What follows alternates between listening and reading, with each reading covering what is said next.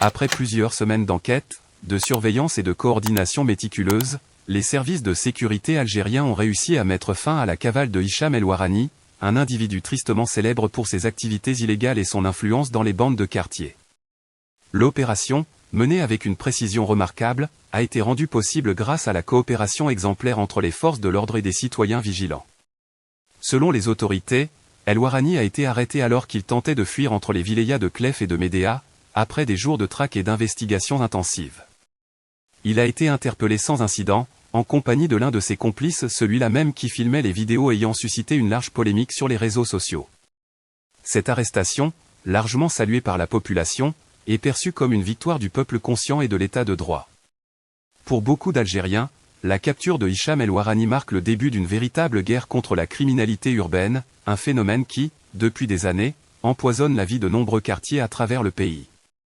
Les premières investigations ont révélé l'implication du suspect dans plusieurs affaires d'agression, d'extorsion et d'intimidation, ainsi que des liens directs avec des réseaux criminels organisés. Le parquet a immédiatement ouvert une procédure judiciaire, appuyée sur des preuves solides, incluant des enregistrements vidéo et des témoignages accablants de victimes. Cette affaire a provoqué un véritable choc médiatique, mais aussi une prise de conscience collective sur la nécessité de renforcer la lutte contre la délinquance et les bandes armées. En réponse, le président de la République, Abdelmadjid Tebboune, a annoncé le retour de l'application de la peine de mort en Algérie, une mesure suspendue depuis plus de 3 décennies. Lors de l'ouverture de l'année judiciaire, le chef de l'État a déclaré que cette décision vise à protéger la société contre les crimes les plus graves, tels que les enlèvements d'enfants, les meurtres et le trafic de drogue dans les établissements scolaires. Il a insisté, la sécurité du citoyen est une priorité nationale, au même titre que la sécurité alimentaire, hydrique et sociale. Une large partie de la population a accueilli cette annonce avec soulagement et approbation, y voyant une réponse ferme à la montée inquiétante de la violence et du crime organisé.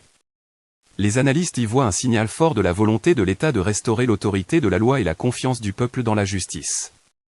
Les services de sécurité ont réaffirmé leur détermination à poursuivre le démantèlement des bandes criminelles, qui exploitent la pauvreté, le chômage et la fragilité sociale pour recruter de jeunes délinquants.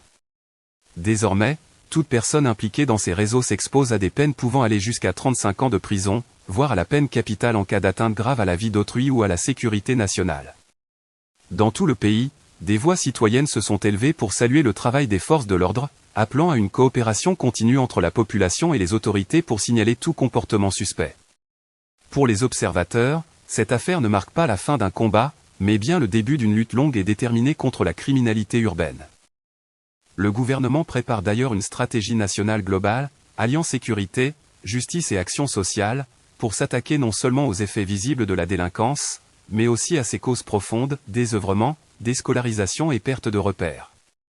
Les autorités ont également appelé les imams, les enseignants et les médias à promouvoir une culture du civisme, du respect et du patriotisme, rappelant que la véritable virilité ne réside pas dans la violence, mais dans la construction, l'éducation et la protection de la famille. À travers cette arrestation, l'Algérie envoie un message fort, celui d'un État déterminé à faire triompher la justice, à restaurer la paix civile et à protéger ses citoyens contre toute forme de désordre. L'affaire Hicham El Ouarani devient ainsi un tournant symbolique, la preuve que la conscience populaire et la volonté politique peuvent unir leurs forces pour défendre la stabilité, la dignité et l'honneur de la nation algérienne.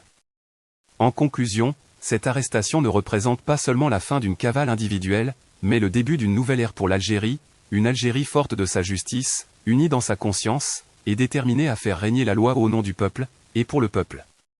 Fin du rapport Alger, 2025.